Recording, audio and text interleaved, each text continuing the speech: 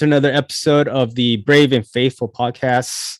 Today, I'm joined by an Army veteran and a Marine. Not really a Marine veteran, because once a Marine, you're always a Marine. Uh, Drew Everett is the soldier, and Nick Wyatt is the Marine. What's going on, guys? How's it going? Hey, what's up? Thanks for having us.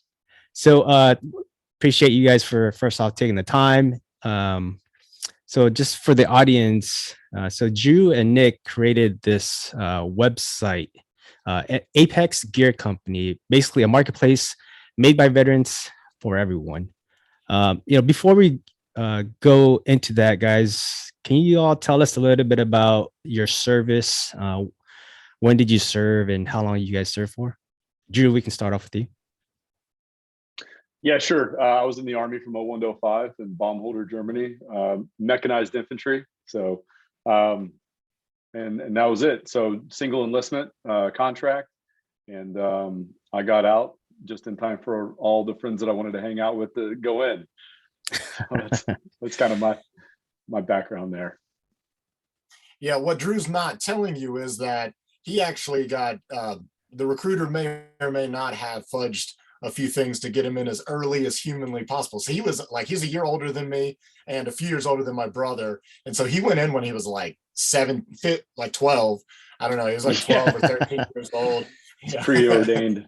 But so by the time he got out, everybody was graduating high school. But no, he got out like about a year before I joined. I think it was like 05-ish when you. Yeah, I have an interesting story. I don't think I've ever said, my friends and family know it, but about enlisting in the Army. And we can get into that later if you want. We don't have to chew up the airtime now, but it was an interesting path in for sure. But yeah, so I joined the Marines in 2006. I was 21 years old, so I started a little bit later. I did one enlistment as well. I was in the infantry, but I was a 0351 assaultman, which just means that I was infantry, but my specialization was rockets and demolitions, breaching, things like that. Sounds super cool, sounds awesome. Even my first enlistment sounds crazy because I was off the coast of Somalia, like hunting pirates, but it wasn't Blackbeard, and we were on an aircraft carrier, and Somali pirates are in little tiny dinghy boats that don't mess with aircraft carriers. So my job sounded cool, but we're in Afghanistan on my second deployment. And while having rockets and demolitions and all that kind of stuff are great, being able to breach, the actual need for breaching and stuff and like Afghanistan's really not there because it's mostly mud huts and like tin doors and stuff. It's not really an environment wrought with it like Iraq would be. So I did 4 years, had fun, got out, and went on from there.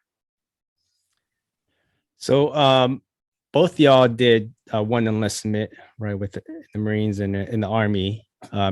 So even though it was just 4 years or so, I mean, what would you guys say would be, and obviously during that time deployments to Iraq and Afghanistan was going on, like what would you guys say would be your biggest takeaway from your time in the military?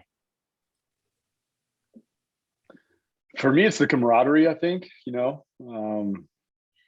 it's something that's I found it's really hard to replace, and I don't know. You definitely have a sense of purpose, right? Everybody's kind of marching in the same direction, and common mission and all that stuff. But something about you're in it together, right?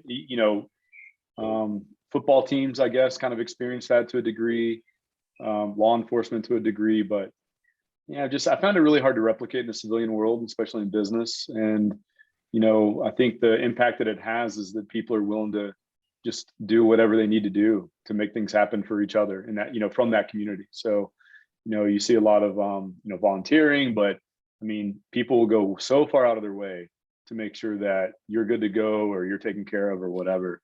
And they might not even know you that well. And so I think that's probably my biggest takeaway is that camaraderie, that brotherhood. Yeah, that I would give it like two different ones, and it's similar. I would put two tiers or two different sets of friends in my life. I have all of my childhood friends that most have actually joined the military. So like I have a handful of guys that I'm super close with that I knew in elementary school. Pretty much anyone I met after elementary school, I'm not friends with anymore, unless they were in the Marines, in which case I have that close knit group. So it was like, I guess you could say the formative years of me growing up, and then those formative years of me growing into what I would say like the man I became after that. So that camaraderie and that close friendship, I have those two different ones, and they're really close to me. But the second thing I would say is like I was tough. I was like wishy-washy, super directionless. I had like terrible grades in high school, didn't really care about anything, but and I always did my best to kind of buck whatever people tried to tell me to do in the Marines as well. But it did gave me direction, gave me some drive, gave me some focus. And then after that, I was kind of more driven. And so it kind of instilled that discipline, that mindset that I can accomplish things because I accomplished a lot. And then I have that close knit group of friends that kind of, keep you accountable, but also, they're there for you, not just from an accountability standpoint, but there for you into the future. And so that, those two things are super important from a military experience. So you guys mentioned a lot of great things, positive things, right, about being in the military. Drew, you mentioned camaraderie. Nick, you said you got a sense of direction, discipline, focus. What made you all, like, when it was time to reenlist, right? Like, what made you all decide to kind of, separate from the military? And can you just talk to our audience a little bit about your transition? Because there's so many different stories, but a lot of the stories that we hear is like, obviously they have a hard time with it, right? Because the camaraderie part, right? But can you guys just share with us, what made you guys decide to leave and kind of like your transition? Yeah, mine's easy. Nick's is the one that sucks. So yeah, Nick didn't reenlist because he's a baby. That's it. And he's a Marine, so it's typical. Yeah. We're known for whining. No, I don't know. My the transition thing's a weird one, right? Because you don't have I don't know. There's not a lot of good. I don't honestly even remember mine, but I know I've been around veterans long enough. There's like this old cliche of, going through TAPS or whatever, and people just saying, "Oh, get your CDL," or just do some generic piece of advice. I don't know if they hell is 15 years ago. I don't know if they still that crass anymore, but just it seems like, right, the narrative is there's not a lot of good support. Getting out. People need a new mission. They're not, and some of that's on them too, right? So you've got to, if you're getting out, or if it's a possibility, just like any transition in life, if you're working a job that you don't want to be in forever, or if you're not going to be in college forever, right? Whenever you get wrapped up with that, so you need to have a plan, and you need to start acting on that plan far enough in advance. But that is a tall order. It's kind of like to pull yourself up by your bootstraps kind of concept, right? Because I joined when I was 17, so I'm a kid, and I was a kid when I got out. And so I probably joined the Army because I didn't know what I wanted to do. And I probably didn't re-enlist. Well, a lot of people re-enlist because they don't know what they're going to do, and they didn't, right, get prepared or whatever. I can tell you I was broke when I got out, just like a lot of guys at these points, right? So, and I blew my bonus, right? I was overseas. So, but I don't know. I don't have a great transition story. The reason I joined was kind of like what Nick, was saying, where grades are wishy-washy, and it wasn't that I, wasn't smart or couldn't pass the test. I just I had shit I'd rather be doing. For me, it was just I'd rather be skateboarding with my friends, or skipping school, or hanging out, or doing whatever. And so when I did go, I was awesome, but I didn't go that much. So just typical attitude, just a selfish attitude, looking down right now, right in front of your feet, not down the road. And so yeah, I don't know if that answers your question or not, but I wanted to get out. It doesn't. You wasted our time. Thank you. Thanks Yeah. thanks for the nothing burger answer.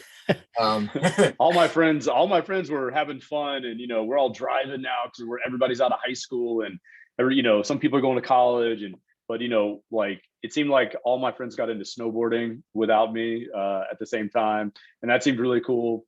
And so I wanted to go do that, and then maybe after like the first season, they got tired of me being back, and they all joined the military. I don't know. What about you, Nick?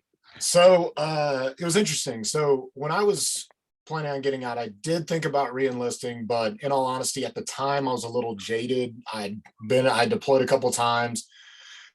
I enjoyed deploying. I wasn't so fond of being back at the barracks. I just didn't Right, enjoy yeah. barracks life. And so I really didn't come to appreciate like the things that we talked about before, the camaraderie, the like that drive, that purpose that I got. I didn't really come to appreciate until actually several years after I got out of the Marines, right? It was, hindsight's 2020. I saw it and I started to realize, you start to piece things together as you get older and start to realize why things are, not just one thing happens after the next. So my transition, I feel like a lot of vets, it was kind of, I gave myself certain goals, but at the same time, I was struggling with purpose. I did have drive. Like I went to college and I excelled. To me, college was easy because I had just got back from Afghanistan. They were like, "Oh, you got, full time's 12 hours a week." I was like, 12 hours a week? I just got done doing like 18 hours a day. What are you talking about?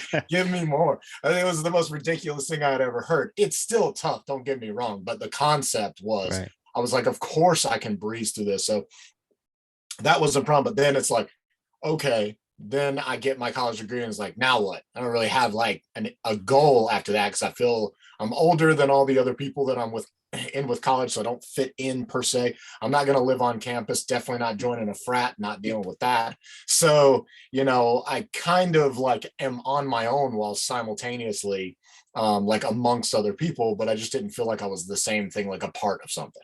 And so Nick, again, you're not being truthful. You're not being truthful. You were in a frat. Come on. I was on a rugby team. Yeah. Which is What's kind of what's the fratty. difference? It's kind of like a frat, Yeah. right? Yeah, a little Oh fratty. yeah. But they partied hard. It was awesome. But like a lot of vets, I feel like I bounced around a little bit, struggled with purpose because I feel like the biggest difficulty getting out of the, like for me, the Marines, but I know it's this way for people to get out of the military. It's like one of the things I started to think about is like when you're 18, 19, 20 years old, you might have the most important, or at least the most responsible you'll ever be in your entire life. Insofar as like, if you're in Afghanistan and you're a team leader and you've got 3 other guys, you actually are in charge of whether or not they live or die. It's hard to replicate that level of purpose and responsibility when you get out. And while I don't think that people will necessarily actively think about that, they will feel kind of like disjointed and won't have that connection, and it'll be hard for them to get up the next day and to have that passion, that drive, because they know somewhere deep down they don't have that responsibility. So it took me a long time because I dealt with depression, I dealt with different things, and it took me a while to get over different times, and it wasn't always bad, it wasn't always good, but that was kind of my transition. It took me quite a while to, it took me years to really know what was going on, to really think about that kind of stuff, because I didn't have anybody else telling me that.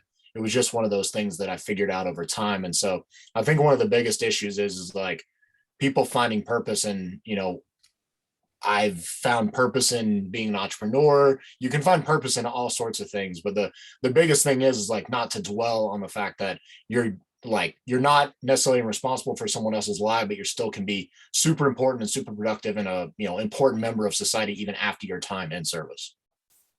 Yeah, I think Nick, that's a great insight as far as being an 18, 19-year-old, like you said, like a team leader. You're on a combat deployment, you're in Afghanistan, like you have all these responsibilities, right? Yeah. And then you get after your first enlistment, like you said, after college, it's like, well, I'm kind of back to where I was when I joined. I had no direction, no more, right? So I guess it's difficult to kind of, like you said, to replicate that. And I think that's why you see a lot of guys, not for for other reasons too, but a lot of people go into law enforcement, they go into the fire department because it gives them a similar sense of purpose. Yeah. It aligns a similar type of person that you're going to be in with a close bond, a brotherhood or sisterhood or whomever that you're working with. But you'll have somewhat of that camaraderie, and people that, move into different sectors may have less and less of that. And so, it definitely is something that you think about later, and you don't really appreciate when you're that young person, like, oh, I'm going to join the military and I'm gonna have a good time. Like, oh, I'm going to get out of the military and not have to deal with any more of this crap anymore. It's just like you're simply immediate focused and not thinking about long-term. And it's only later until you come to appreciate those things, in my opinion. Definitely. I wonder if there's something too, especially like from combat deployments, like with like your endocrine system. Like you hear about like first responders, how like PTSD or whatever, right? Like they're just seeing like it might not even be like seeing stuff like or having traumatic experiences. It could just literally be from like the adrenaline being activated and shut down and activated, just getting hyped and it, going back, right? Like your patrol's over, whatever, you're going back to base, and just like that up and down, like if that just like wears out, I don't know. And then, because that has an effect on hormones and your, sense of purpose and your well-being, and shit, you do that for, 3 or 4 years, or, a year at a time, or 9 months at a time, or however long your deployment is. And you come back to the States, you're freaking shot. I mean, I don't know. I think the experience you have over there, like whether you got shot at, blown up, like you get numb to like the little things that happen daily here. It's like, well, like things don't really, I guess, shock you or surprise you as much back home.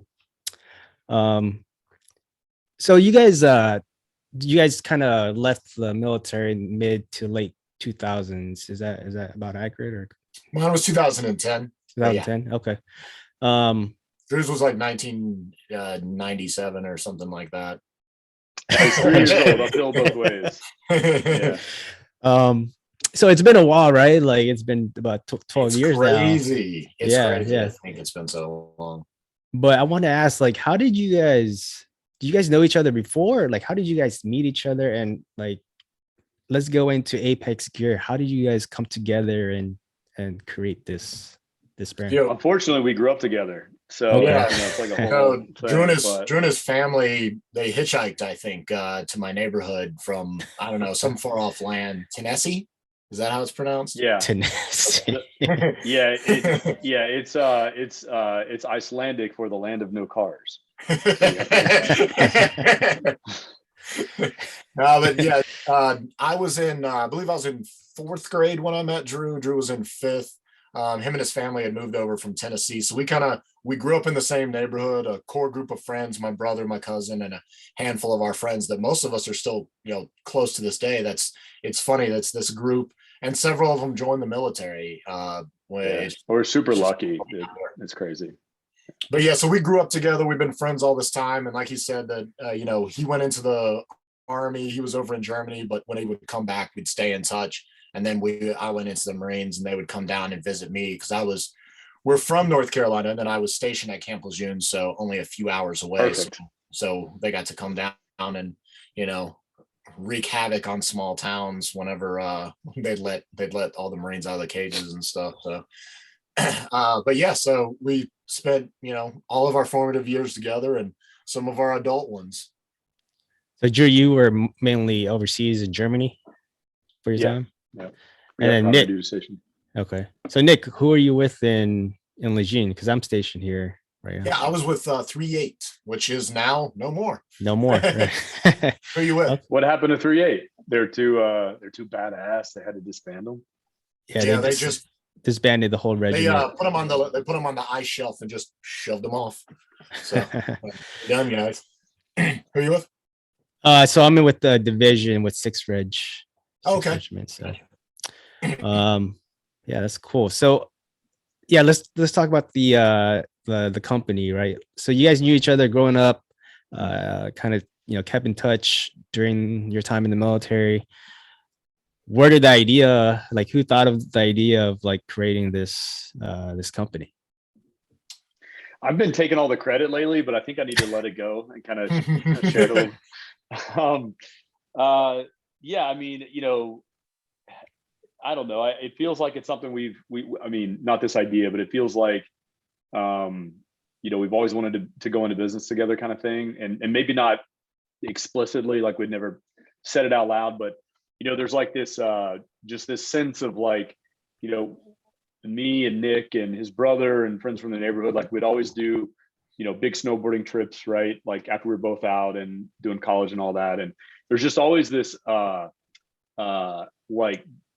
like effort, right, to like keep people together and go do stuff and stay in touch and that kind of thing, and just stay connected. And I don't know, it's kind of one of those like bro dreams or something, you buy 1,000 acres and build a huge business, and you get to run around and screw off and do whatever you want and have everybody hang out. Like, I don't know, that was just kind of so I guess there was always like a desire to like try something, like that. And we started a couple years back. We had a product, we still have it, but it's a product company, and just learning how to build a website and do social media marketing and things like that. And there, we were presented with an opportunity to add somebody else's stuff to our site and figure out how to do that and do some package deals and stuff. Nightmare. It was a nightmare. Yeah. It was the worst. And that's what kind of spawned some of this conversation. Is we were trying to bring on another veteran company into ours, just as like Drew was saying, a complementary brand. We just saw all the pitfalls and we're like, oh, there's got to be an easier way. And then I believe Drew, like, he kind of like posed the ideas like, what if there was like a place where you could just shop a bunch of different veteran stuff, like some variation of that? And I was like, that's got to exist. Of course that exists. Like, we're two dumb knuckle draggers. There's no way that we're the first people that like are going to come up with this. And we're not the first people that had this idea by any stretch. But so we start looking through everything, can't find anything. Like, we're like, nothing. There's a few lists of veteran like companies out there, like a Rolodex, like a Yellow Pages type thing that gives people a little bit of information, if more like in their local area. But there really wasn't a single place that you could shop veteran stuff. And we started getting in the conversation like, wouldn't it be exciting if there was one place that you could go and shop and discover veteran brands? There are a handful of veteran brands that the general population or several people will know, but there are definitely like a lot of them you haven't heard of. So we figured if you could pull those all in one place, make it easy for people to be able to search for it, wouldn't that be a really cool thing? And so since we couldn't find anybody else that had done it, and we were too stupid to not think that we couldn't somehow build this website, right? We were too dumb to know it was going to be really hard. Well, and I like we just decided to go all in on that one.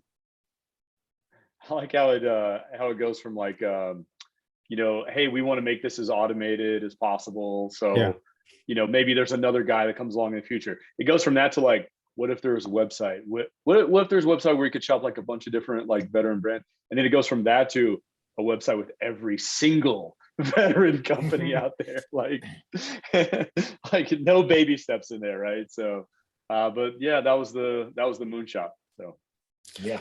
What would you guys say was kind of like the biggest hurdles or obstacles that you had to face when, starting this up? Well, I would say, first it was trying to figure out how to build that, like to get a system that works through all that kind of stuff. We're not tech guys. That's not our background. So we had to try and figure out what type of software we could use, what type of like people we needed to coordinate with to actually be able to like go from, this veteran company over here and that veteran company over there in one place to where a consumer can see it and then they can shop it. It goes back to those people and then they can ship it, and all that pipeline's going through. We're like, we don't know how to do this, but we know that companies like Amazon and Etsy and GovX and, different places are capable of doing it. So clearly it's not impossible. And so that was a huge hurdle. And then it's really like I would say the biggest one, funny enough, is just being able to get into enough earballs and eyeballs to be able to know that this type of opportunity and option exists, right? There's a lot of different people out there that say they support veterans. There's a lot of eyes on the veteran community, especially after everything that happened over the last year for the military and, generally. But, I think the biggest hurdle that like everybody runs into is they don't know about veteran brands. They can think that obviously veterans own companies and do things, but they don't know where to look for that. They don't even know what to look for. And so it's really about getting it to enough people to know that, hey, veterans don't just make cool YouTube videos and coffee, right? They also make other things. And, shout out to, people making all that content out there, because it brings the veteran community to the fore, the veteran entrepreneurship community to the fore. But there's other things. People make people make apparel, they make coffee, they make knives, they do like potato chips, like beef jerky. There's all custom candles, and the sky's the limit. I mean, they make everything that everybody else does, and a lot of them make it right here in the US when they can, or they print it in the US. They try and work with other veteran brands to be able to get sometimes they'll print t-shirts and they'll try and get their supply from a veteran brand and stuff like that. So a lot of times they try and work with each other and stuff too. So there's a cool community out there with all of this interconnected veteran like brands. But the biggest hurdle that we face like constantly is just being able to get out there and let people know there's another option. Because the big hurdle is, the Amazons and the Targets and the places where people shop for convenience, or Walmart.com and places like that. They shop out of convenience or out of like, just, they know it. Yeah. So the big name brands. It's easy. Yeah. Yeah. So, so I imagine also like, well, I don't know, like presenting this to other veteran-owned brands or companies, right? Like, was that difficult for y'all, or like, were they sold on the idea with this? I think we just had to figure out what we were trying to tell them. And, there's always challenges anytime you're reaching out to somebody cold, right? A stranger, because, and our primary, reach out method is, social media, right? That's how we find people. That's how we reach out to them. And there's always an initial challenge, because no matter how well you try to prevent not coming across like a sleazy, used car salesman, it's also almost impossible to not have some of that vibe, at least initially. So people were receptive to the concept, like overwhelmingly, like very much so. The hesitance would be, do they believe you, right? They love the idea, but do they believe you? And do they believe that there's no strings attached? They believe this is not going to be some sort of a scam, like all that kind of stuff. Because just, I'm Drew, I'm a veteran like you, like, blah, blah, blah. And what's your credit card number? Like, and then you get to that point, right? Like, we're a marketing company. It's only going to charge like, so yeah, it's not the concept. It was it was us, and the approach and really getting that vision across. And I think once that happened, we had almost 50. We went, within 3 weeks from like our final build to launch, we, enrolled nearly 50, brands and synced up their inventory feeds back in September. And since then we're actually just over 80. And the brands, they keep coming on every week. And so I think as people get to know us and know the opportunity and know like the vision, and, it's like any other business, right? It's going to, crawl, walk, run. So we're ramping, and it's going to be slow in the early days, like anything. But I think there's a real need for it. And I think once people realize, oh, this is legit, it's not a scam, like these are real dudes, then, word of mouth, especially, like just, people have been so like forward about, even like their friends will have, like, we have, I don't know, 8 veteran-owned coffee brands on the marketplace right now. And 2 or 3 of those came from word of mouth referrals from coffee brands already on the site. And so like, not only are you referring like, hey, you need to go talk to, Elton John over here, but it's in the same industry. It's like, he also makes and sells coffee. It's like, the community aspect there has been unbelievable. Yeah, and I would say, like, Drew has a good sales background. He's got a good like ability to never ever take no for an answer.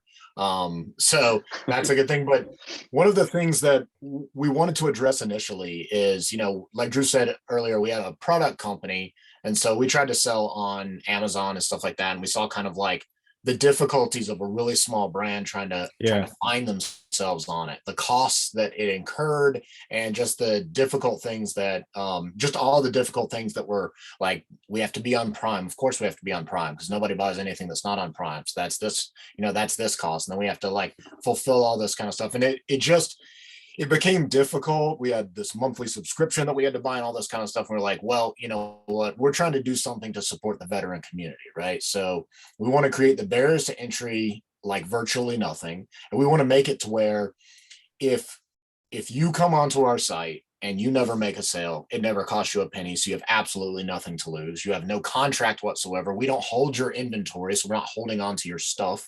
So you really, it's like, we wanted to create a no lose scenario for those veterans because we know how hard it is to be a veteran entrepreneur. And it's like, that really helped a lot because we told them like, hey, we've gone through this working with different companies and we know how hard it is to start a business. You don't have to worry about paying some sort of upfront fee every month. You don't have to pay anything to us unless you make a sale. And it's a very transparent. We're completely transparent with everybody. And that's where I think that a lot of people broke down that wall that they may have had initially. And, like Drew said, the floodgates kind of opened. We got a lot of referrals because the veteran community just wanted to support each other. All these different veteran brands wanted to support other veteran brands. Like he said, some compete directly with each other and some are just excited to get other brands on board and, kind of follow along that mission because it follows along that line of camaraderie that we talked about earlier that we kind of had in the military and I've seen in the veteran entrepreneur community since I've been out and since we've been doing this. I want to talk to y'all about, what's been the most rewarding experiences you guys have had since you've started this company? Nothing. It's definitely not being business partners with that guy. Yeah. It's, by the way, it's daylight here in Indiana, or no, it's still daylight in North Carolina. It's dark here, I think. No, it's 8:45. It's the same time. it looks like this at 2:00 in the afternoon. Winter in Indiana. So I mean, the biggest thing is like, kind of bringing it back around to what we were talking about before. It's that, giant surprise at how like giving and how interconnected that veteran entrepreneur community is and how much the internal camaraderie between different veteran entrepreneurs is. I mean, so many of them, I can't count how many of them have not only said, hey, we'd love to be a part of the platform. We're really excited about this opportunity, but they will also be like, hey, I've got some other people. It might be hard to get in touch with them. So let me reach out to them for you. Things like that, people getting excited about trying to support each other. And I think that it kind of goes back to that first thing Drew was talking about, that camaraderie that you had in the military that you like in the civilian life, in the business world, in college and places like that, you just don't really have, not near in the same way. And I haven't really experienced it outside of that core group of friends that I've got from the military and from my childhood that I haven't had that until this again. And you can see that they're like, they care about each other. They care about each other being successful, even if they're a direct competitor. And it's pretty cool to see that because you just don't see that. Heck, I mean, Drew, you've been in Fortune 100 companies and you don't even see that on the same teams when you have the same. No, not a chance. No, not a chance. No. Yeah. I mean, I think for me, it's just hearing the stories, like there's so many, get to know these merchants, the people that own these businesses and these brands and why they do what they do. And, their service background and, it's been a blast. Everybody we onboard, we get to know on a first name, basis. Before we even jump into the business, right? We want to know who you are and what your experiences are and why you're doing what you do. And then we get into all the rest of it. But that's been pretty cool. I mean, I've had an opportunity to meet and listen to some pretty outstanding people. So that's been awesome. Awesome, guys. So I guess before we go into the second segment of the podcast, well, first off, you guys have started this, like, how long has Apex Gear Company been established? Started on September 11th of 2021. 21. So it's been, Yeah, it so hasn't even been a year. The year of our Wow. Lord. And you guys said a total or over 50 veteran-owned brands? We've got Over 81. 80, you said, right? Yeah, just over 80. We hit that mark last week, and then we've got a couple more coming on next week. So over 80 plus brands. Which is crazy when you think about it. I mean, the number of products and how diverse that product range is. I mean, everything from saffron to blue jeans to Bluetooth speakers to you name it, watches. It's been, and that's the tip of the iceberg. I mean, there's thousands of veteran owned product companies out there, and we want to reach out to all of them. So give them an elevated platform.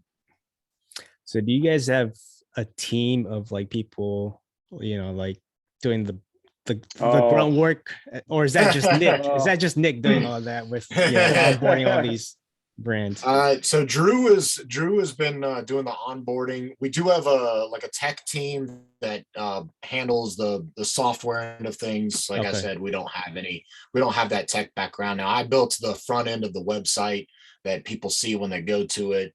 Drew onboards all of our vendors. He does a lot of the communication. Every now and then I do some of the communication. We do a lot of the handling the back end ourselves, as far as like making sure all the products are in the right place and they look good and all that kind of stuff. So yeah, it's mostly just Drew and I working. How many hours are in a week? I think if you know the answer to that, you're not working hard enough. Yeah, there you go. The blur. Spend too much time.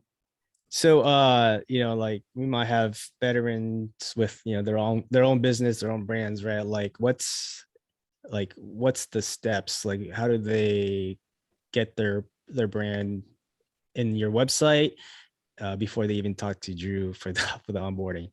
Like I know that process. That is, I know everybody kind of like dreads the day they do talk to Drew. So it's a tough one. Really, they can reach out to us. We do, we'll do a little verification of of their time, of their service and stuff. But other than that, we like to get to know them a little bit, just to understand their, like Drew said, he likes to learn their stories, get to know them a little bit. But it's a pretty simple process that Drew goes through, and I'll let him get into it. But it's a pretty, you can get. We've had brands come on board in as little as a day, like the same day that we like set up communication. Sometimes it takes a few weeks, just depends on their availability, because it does take some availability and some access to their back end so that they can communicate to it, so that they can communicate during the onboarding session. So sometimes it's just a coordination thing, but Drew's got it down to a pretty quick science. Yeah. So like Nick said, we'll do some sort of, we'll schedule a call like this or a phone call and just get to know the person. And they always have questions, right? I mean, naturally. So what's the deal? What's going on? How much is it going to cost? How does it work? All that kind of stuff. And yeah, exactly. Not monetarily, but I need a leg in the mail. You know what I'm saying? But yeah, and if it sounds like a good deal that they want to be a part of, then we just schedule an onboarding call, and it's just like this right here. And I think I've got them down, unless we get to talking, but I think clicks wise, we're down, about 8 to 10 minutes. So I usually send out a 15-minute call invite, and I'll let them know that up front. And that way, it's, it can be daunting, right? You don't know what you're getting into. How long is this going to take? Nobody has time. I could be doing things that they could be doing things that drive their business forward instead, right? So we don't need much. We don't ask for much, and we get this thing done pretty quick.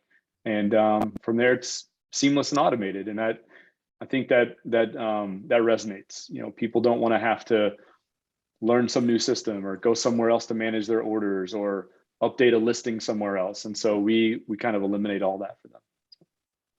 Okay. Well, how would you guys say, like, when you're talking to these brands, like, how do y'all create like a win-win situation for you guys as your own company and as their brand? Yeah, well, I think Nick touched on it. If you never sell anything on Apex, it doesn't cost you anything, right? So we're not asking for, a membership or any sort of upfront setup fee or anything like that. So, the only thing that you should be out of is 30 minutes of your time, and a lot of times we do our things on the weekend anyway. So, in the business week, right, the business hours, the money hours, we're not asking for anything. We don't want people starting off with, negative, right? Or, this thing better pay off and quick because I've spent all this time. And yeah, so, we're not doing all that. So I think that's the first one is win-win. The second one is we try to stay in good communication with our sellers. Anytime there's an order or a mix up or anything like that, we try to get on it, and we try to do as much of it as we can on our end. And then I think the third is, we're a tech company, but we're essentially a marketing company, right? I mean, that's the value that we're bringing to these brands, right? So, it's hard enough to learn how to make challenge coins or wood flags or whatever it is, right? You spend all day filling orders, coming up with new ideas, getting better at making better quality products. And then also you have to bolt on this other skill set of being an outstanding digital marketer. Yeah. And then you have to make time or web developer or whatever. And then you have to make time to do that also in addition to your actual business. So I think that's where we come in and we do, another win-win for the brands as well, because, our mission is to drive traffic into the marketplace. So, and, like you said, I mean, it doesn't cost anything to be on the platform. You never sell, you never, it never costs you a penny. But one thing that is cool is, you become more connected to the veteran community as well, the veteran entrepreneurship community. So outside of the tangible, financial potential opportunity that you've got there, it's just, you have more lines to other veteran entrepreneurs that are in the same place as you are, or maybe they've been where you've been. Also, we try to help veteran brands out that maybe they're struggling with supply. We might know someone that can do the supply because we have this other veteran brand on here over there, right? You might be struggling with packaging or something like that. We might have someone that can help you out with that. And then so it can help give you, even if it's just that resource, it's a great resource. Because you're just a part of that community. Like I was saying before, the veteran entrepreneur community opens its kind of arms to each other. But if you don't know them, if you don't know anybody, you don't know who to ask. So you just assume that nobody's out there for you. But being a part of this, it can be really great. And it can really be helpful and hopefully build some of that camaraderie that that you had and add your time in the service. Yeah, that's a great point. It's just being more around the people that kind of had the same experience as you did, obviously with being in the military. And then I think, Drew, to your point, like with small businesses like myself as well, like biggest struggle isn't really with, the products, it's with getting their brand out there. It's the marketing piece, right? Because I mean, I can speak from experience. That's like, I guess, a struggle as well for me. So yeah, and we can speak from the same experience too. I mean, when we, the product company I was talking about, I mean, it's the struggle's real. And even with the marketplace, I mean, the traffic's never going to be where we want it, right? I mean, we're always going to be trying to push it more and more. We're never going to be satisfied. And so yeah, I mean, we have our benchmark goals we want to get to, and we're working on how to get them there. So yeah. So, we talked a little bit about your guys' service, in the Army and the Marines. We talked a little bit about you guys' childhood, where you guys grew up and things like that. And then, obviously with Apex gear, out of all that, what would you guys want our listeners, our viewers to take away from this episode? I would say that, regardless of if you're a veteran entrepreneur, you're trying to support veteran entrepreneurs, if you're a veteran, if you're someone thinking about transitioning, there is everybody goes through that struggle getting out. Everybody deals with that transition and that feeling of purpose, but know that everyone's going through it, and don't feel afraid to reach out. There's other people that are excited for you to succeed. In the entrepreneurial world, you see it time and time again, but I have absolutely no doubt that even the veterans that aren't entrepreneurs, the ones that work at a cool place where they're like building something or they work for a company, they want to see you succeed. And there are networks out there to help you. You know, the biggest thing is like, I went to film school and I had veteran friends that were there. And one of my veteran friends, his like whole life was to try and tell everybody like this is what the VA can do you. This is how you get voc rehab. This is how you can do all these different like opportunities when you got out. Like his goal was to try and let every single veteran out there know what like they're missing out on, what the benefits are to them when they get out. He's not the only one out there that does it. He just happened to be a friend that I have that does that. So Yeah. there's a lot of veterans out there that are looking to help other veterans transition, help them succeed, regardless if they want to be an entrepreneur or a firefighter or they want to be a teacher or whatever it is that they want to do. And so, you know, I think the biggest thing is we've all, you know, we're all in this together, and, you know, we've all gone through that tough transition period. So, you know, the veteran entrepreneur and the veteran, you know, just community, when you get out, you know, we're a pretty tight knit community. So don't feel afraid to reach out and find those support groups, find those like reasons to get up and go do something, you know, that you enjoy. Drew, you got anything to add? Man, I can't top that. That's great advice. You know, and you know, and just to add one to it, I mean, you know, I mean, people message us all the time on social media, like, hey, you know, I was in, you know, this, that, and the other, and they just, and you know, they just want to, you know, shoot the breeze, you know. So, you know, Yeah. if there's people that you see online that you want to reach out to, just, you know, shoot the breeze. I mean, we do that all the time. It's great. Mhm. So, Yeah, I think the key thing, like Nick, what you're saying, right? It's like, don't feel like you have to do this all on your own. Like there's organizations, especially nowadays, like so many organizations, companies that are, you know, out there helping, especially our community, right? And like people in general, just willing to help out with whatever you got going on. So yeah. And if you do want to be an entrepreneur and you want to try your hand at that, and you have an idea for a product, or maybe even if you don't, but if you you know, reach out to us, and you know, we have, you know, connections and networks all over the place in all types of industries. If you're not sure how to get started, if you have an idea for a product, or if you just want to, you know, print some t-shirts or whatever it is, and you don't know, you know, how do I start an apparel company, or how do I do this or that, just shoot us a line. You know, we'd be happy to, you know, broach the subject, give you some tips, walk you through some things, introduce you to people, you know, and You stay on Drew's couch, you know, move in with yeah, him. yeah. So what you're gonna want to do, yeah, flip the pillow over, and then yeah. But yeah, I mean, just you know, reach out. I mean, if entrepreneurship is something that you're interested in and you want to talk about it, let's do it. So awesome, guys. So let's move on to the second segment of the podcast here. This is what I call the Fast Five. These are the same 5 questions I asked all my guests. So let's start off with Drew and then Nick with these questions. all right. First question is, what's one hobby you enjoy? Hobbies. That's a fun word. You know, I like home improvement, you know, whether it's woodworking or pouring concrete, or, you know, painting the room or whatever. I've always liked, you know, everywhere I've ever lived, I've always ripped all the trim off and, you know, just done everything. So I would say remodeling is a hobby. I don't know. I don't know. What about you, Nick? I would say snowboarding.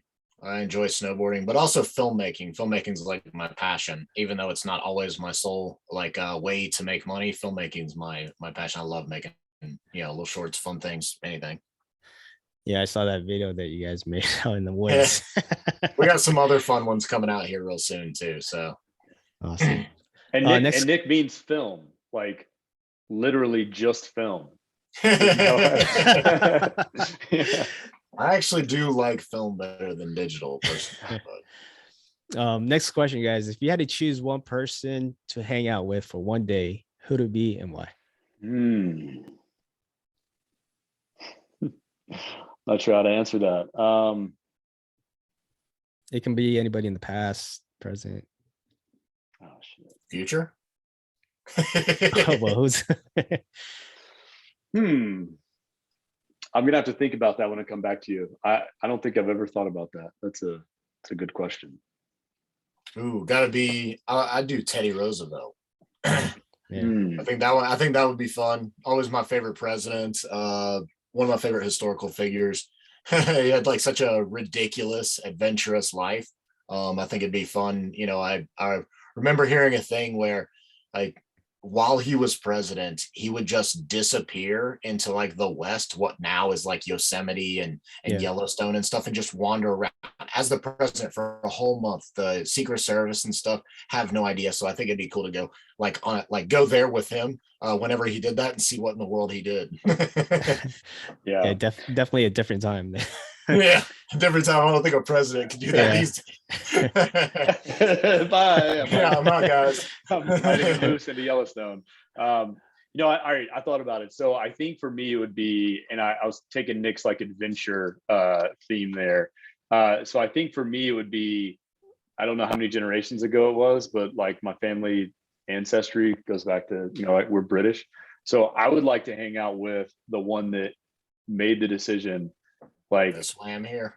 screw Yeah. you guys, I'm going over there. Yeah, I would just like to meet that person and just figure out like just understand their mind a little bit and like their perspective on life and like Yeah.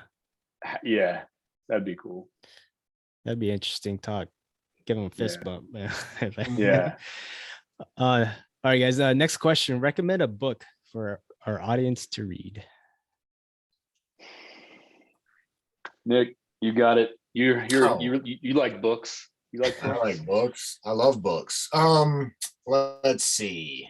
I love a lot of books, but I'd say A Farewell to Arms by Ernest Hemingway has got to be my all-time favorite. It's one I try and go back to every now and then. Fantastic book, fantastic author, easily accessible type thing. It's about a guy on the Italian front during World War One. He's an American and he's an ambulance driver. He gets injured, falls in love with a nurse at a hospital in Milan, and it's this really cool story. That's this World War One story, but which you don't get as many stories around. It's semi autobiographical, but Right. I don't know. It's a really cool adventure story. Ernest Hemingway is another one of those like characters like Teddy Roosevelt. So obviously you can see where my sensibilities lie, but regardless, that's one of my all-time favorite books, maybe my favorite. And so that'd be the go-to for me. Yeah, I think for me, I'm torn. I like Jocko's books from a business standpoint, right? And like a mindset, right? So those are good principles to wake up and live by. Beyond that, it'd probably just be, whatever the latest trending marketing book is. I like reading marketing books. Sometimes they're really short, but even if they're terrible advice or things aren't going to work for you, it gets your brain going and it gets you thinking about, it gets you thinking about that, right? And then you start seeking out more, other types of advice, and you start going down the rabbit hole. And so yeah, anything that can kind of, get you thinking about your life, your business, and heading in the right direction. But all right. Next question. What's your favorite quote and why? Ooh. Well, let's see.